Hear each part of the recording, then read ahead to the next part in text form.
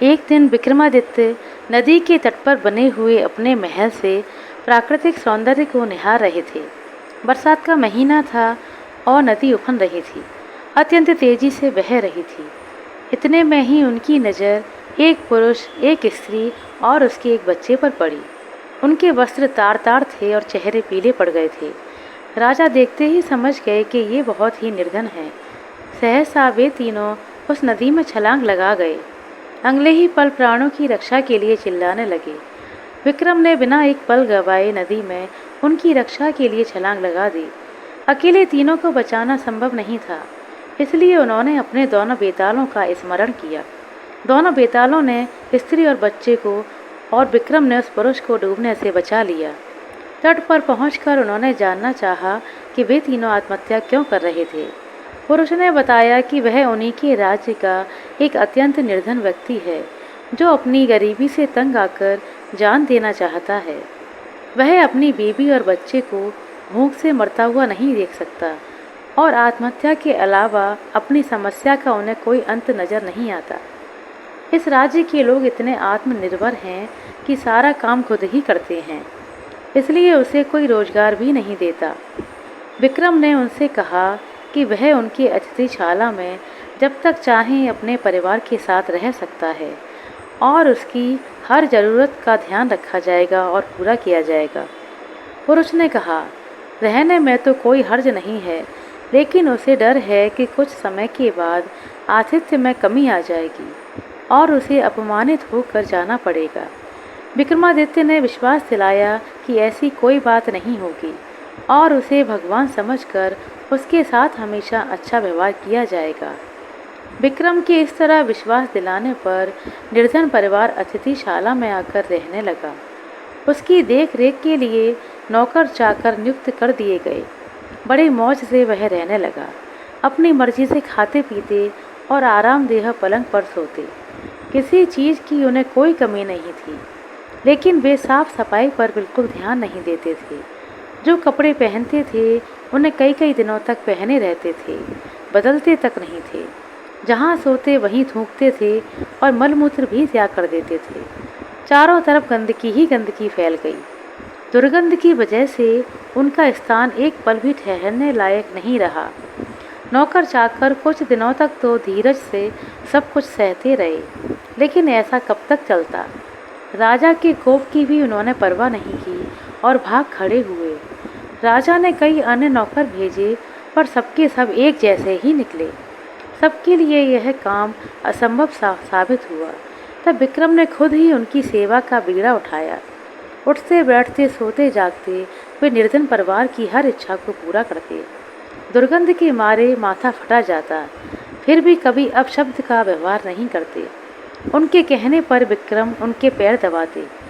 निर्धन परिवार ने हर संभव प्रयत्न किया कि विक्रम उनके आतिथ्य से तंग आकर अतिथि सत्कार भूल जाएं और अभद्रता से पेश आएं, मगर उनकी हर कोशिश असफल रही।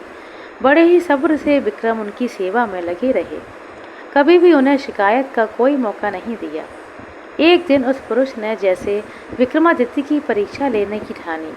उसने राजा को कहा कि वे उसके शरीर पर लगी विष्ठा को साफ करें और उसे अच्छी तरह से नहला धोकर साफ वस्त्र पहनाएं। राजा विक्रमादित्य ने तुरंत ही उसकी आज्ञा मानकर अपने हाथों से विष्ठा को साफ करना चाहा। अचानक से चमत्कार हुआ। निर्धन परिवार के सारे गंदे वस्त्र गायब हो गए।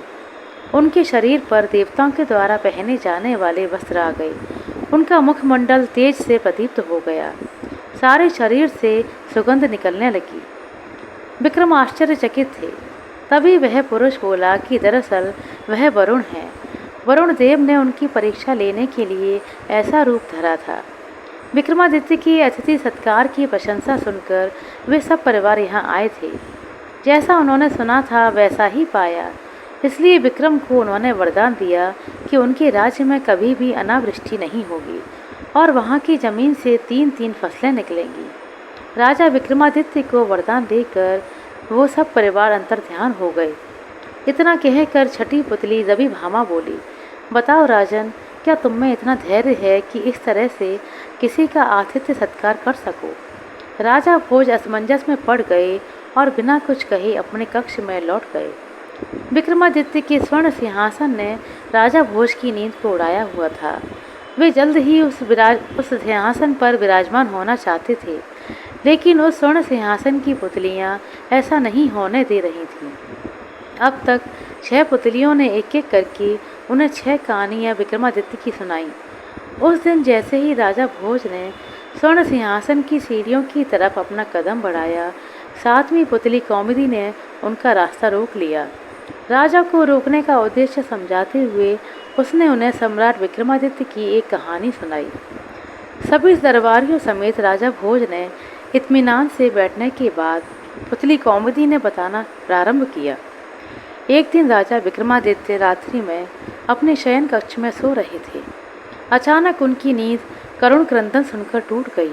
उन्होंने ध्यान लगाकर सुना तो रोने की आवाज़ उनके महल के सामने बहने वाली नदी की तरफ से आ रही थी और कोई स्त्री रोई चली जा रही थी।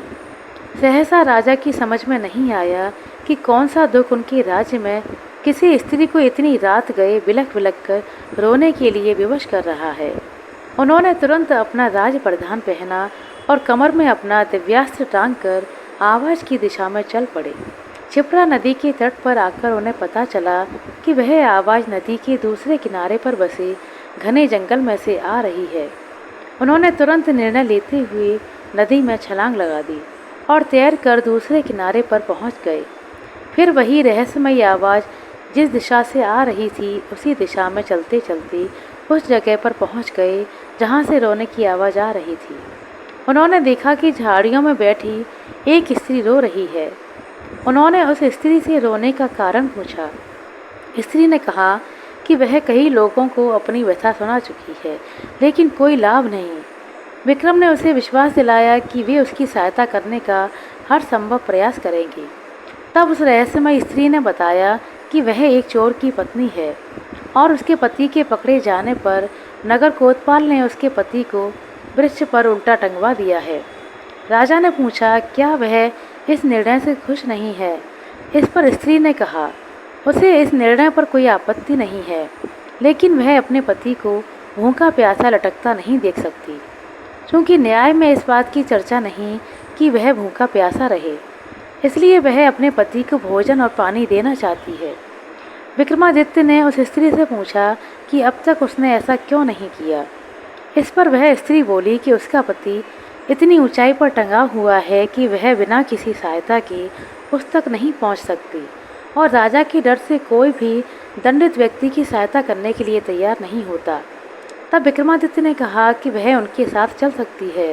वास्तव में वह कोई स्त्री नहीं बल्कि एक पिशाचिनी थी और वह पेड़ पर लटकने वाला व्यक्ति उसका पति नहीं बल्कि एक शव था। वह उस शव को राजा के कंधे पर चढ़कर खाना चाहती थी।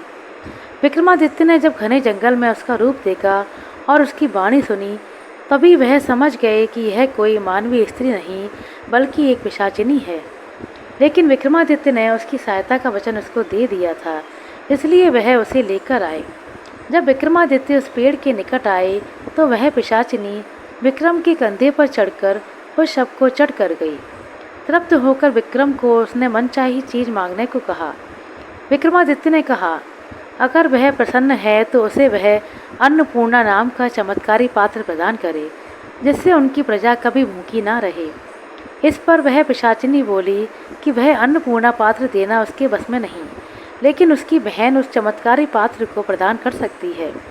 उसके इशारे पर विक्रमादित्य उसके साथ चलकर नदी के किनारे आए, जहाँ पर एक भयानक झोपड़ी नुमा महल था। पिशाचिनी के विचित्र आवाज़ देने पर मुख्य द्वार से उसकी बहन बाहर निकली। अपनी छोटी बहन को उसने राजा का परिचय दिया और कहा कि विक्रमादित्य अन्नपूर्णा पात्र के सच्चे अधिकारी हैं, अतः वह उन्हें एक चमत्कारी पात्र अन्नपूर्णा प्रदान करे। उसकी बहन ने सहर्ष अन्नपूर्णा पात्र उन्हें दे दिया। अन्नपूर्णा पात्र लेकर विक्रमादित्य अपने महल की ओर रवाना हुए। तब तक सुबह हो चुकी थी। रास्ते में उन्हें एक ब्राह्मण मिला। उसने राजा से भिक्षा में भोजन मांगा। विक्रम ने अन्नपूर्णा पात्र से कहा कि ब्राह्मण को पेट भर के भोजन कराए। फिर तो चमत्कारिक तरीके से तरह तरह के व्यंजन ब्राह्मण के सामने आ गए। जब ब्राह्मण ने पेट भरकर खाना खाया तो राजा ने उसे दक्षिणा देनी चाहिए।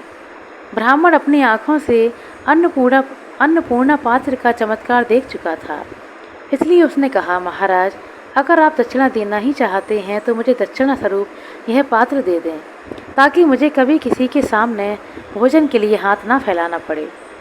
विक्रमादित्य ने बेहिचक उसी क्षण वह पात्र ब्राह्मण को दे दिया। ब्राह्मण राजा को आशीर्वाद देकर चला गया और राजा अपने महल लौट आए। साथ में पुतली बोली, सुना राजा भोज, ऐसे थे हमारे राजा विक्रमादित्य। अगर तुमने भी ऐसा कार्य किया है तो तुम इस सिंहासन पर बैठने के अधिकारी हो, अन्यथा नहीं। ऐसा कहकर पुतली अदृश्य होकर सिंहासन पर अपनी जगह पर समा गई। राजा भोज कुछ ना कह सके और उस दिन भी सिंहासन पर बैठने का विचार त्याग कर अपने शयन कक्ष में जाकर लेट गए। आशा करते हैं दोस्तों आपको हमारा द्वारा सुनाया गया यह प्रसंग अच्छा लगा होगा। कहानी अच्छी लगी हो तो कृपया लाइक कर दें, शेयर कर दें।